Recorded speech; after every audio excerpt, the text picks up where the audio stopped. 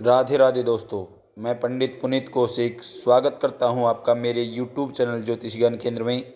दोस्तों, आज की वीडियो में हम बात करने वाले हैं कार्तिक पूर्णिमा व्रत कथा एवं पूजा महत्व के बारे में। सनातन में आस्था रखने वालों के लिए कार्तिक मास का विशेष महत्व होता है। उसमें पूर्णिमा का व्रत तो खास ही होता है। इस दिन भगवान विष्णु और माँ लक्ष्मी जी की विशेष रूप से पूजा की जाती है। इससे पहले लोग संभव हो तो गंगा में, नहीं तो किसी जलाशय में शुभ मुहूर्त को देखकर स्नान करते हैं। उसके बाद अपनी क्षमता के अनुसार दान करते हैं। इसी दिन दीपदान की भी परंपरा रही है। हिंदुओं के लिए जिस तरह से कार्तिक मास विशेष है, उसी तरह पूर्णिमा का खास महत्व होता है। यह धार्मिक और आध्यात्मिक दोनों दृष्टिकोण से महत्वपूर्ण है। इस वर्ष कार्तिक पूर्णिमा 5 नवंबर 2025 को मनाई जाएगी। कार्तिक पूर्णिमा का विशेष महत्व है। यूँ तो कुछ भक्त कार्तिक में पूरे माह स्नान करते हैं, कुछ तो गंगा किनारे कल्पवास तक करते हैं, किंतु कार्तिक पूर्णिमा के दिन स्नान करने का विशेष महत्व है।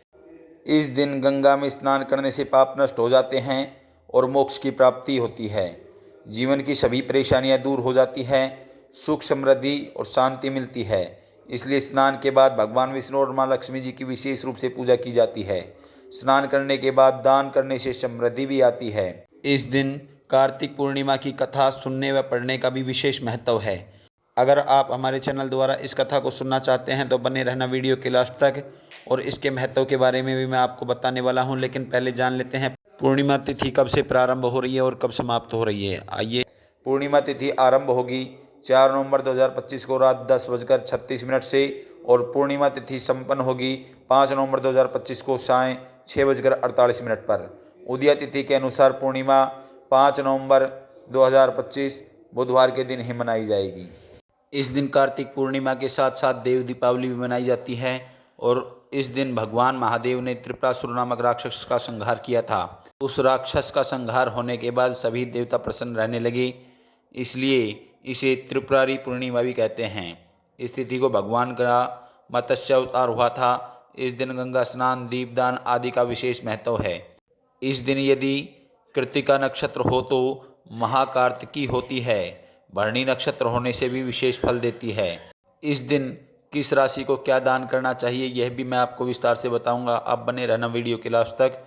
इसमें सबसे पहले इसके विधान को जान लेते हैं।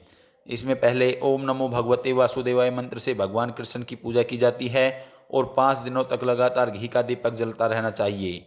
ओम विष्मने नमः स्वाहा मंत्र से घी, तिल और जौ की 108 आहुतियाँ देते हुए हवन करना चाहिए। इस दिन भगवान विष्णु जी का ध्यानपूर्वक विधि से अगर हवन किया जाए तो उससे बड़ा ही पुण्य मिलता है। इसमें कुछ विशेष मुहूर्त मैं आपको बताने वाला हूँ।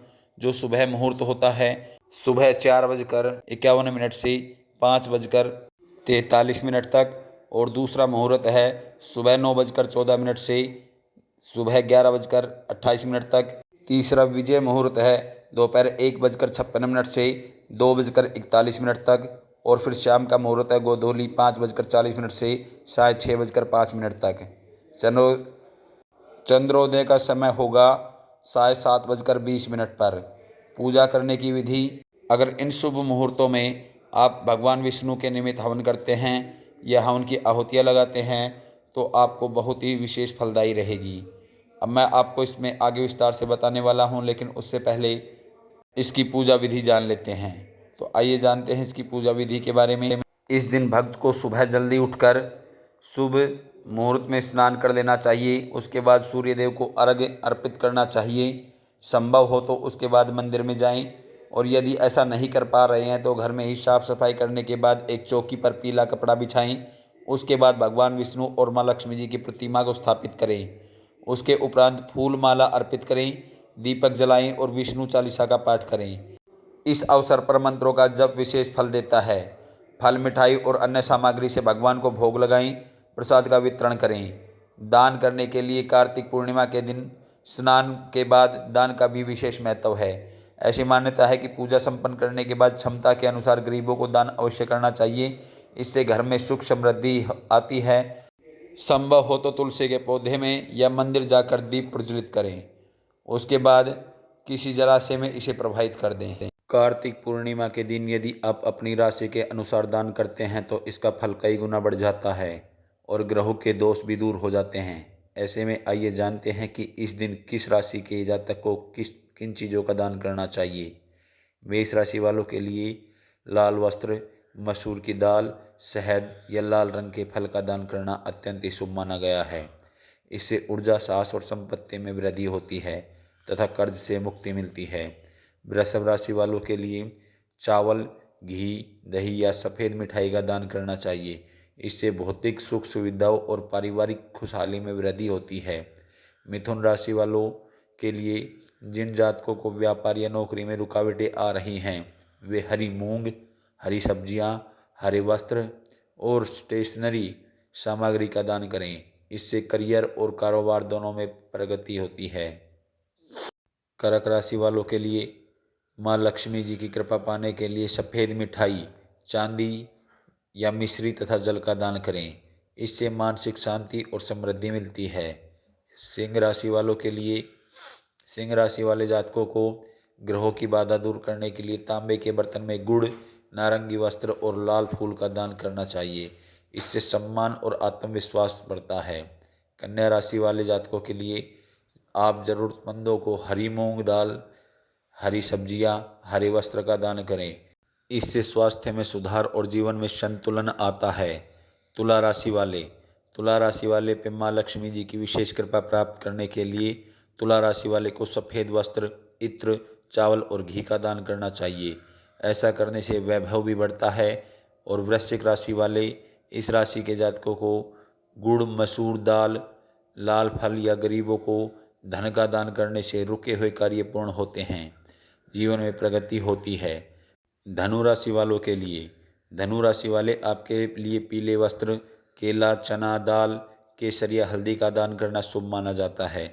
इससे संतान की उन्नति और सौभाग्य प्राप्त होता है। अब बात करते हैं मकर राशि वालों की। मकर राशि वाले को तिल, सरसों का तेल, उड़द की दाल और कंबल का दान करना चाहिए। इससे शनि दोष शांत होता है और करियर की बाधाएं दूर होती है। कुंभ राशि वाले लोगों को काला कंबल, उड़द की दाल और तिल तथा जूते चप्पल का दान करना चाहिए। इससे आर्थिक स्थिति में सुधार आता है। मीन राशि वालों के लिए ज़रूरतमंदों को भोजन कराना या अन्न का दान करना मीन राशि के जातकों के लिए अत्यंत ही पुण्यदायी है। इससे माँ लक्ष्मी जी की कृपा प्राप्त होती है और धन संबंधी परेशानियाँ समाप्त होती है। दोस्तों, कार्तिक पूर्णिमा को इन चीज़ों का दान करने से आपके घर में सुख, समृद्धि तथा वैभव बनता है। कार्तिक पूर्णिमा की कथा का मैंने लिंक डिस्क्रिप्शन में डाल दिया है, आप वहां पर जाकर देख सकते हैं। दोस्तों, आपको हमारी जानकारी कैसी लगी? अगर आपको हमारी जानकारी अच्छी लगी हो तो कमेंट बॉक्स में राधे राधे अवश्य लिखें। मिलते हैं नेक्स्ट वीडियो में, तब तक के लिए राधे राधे।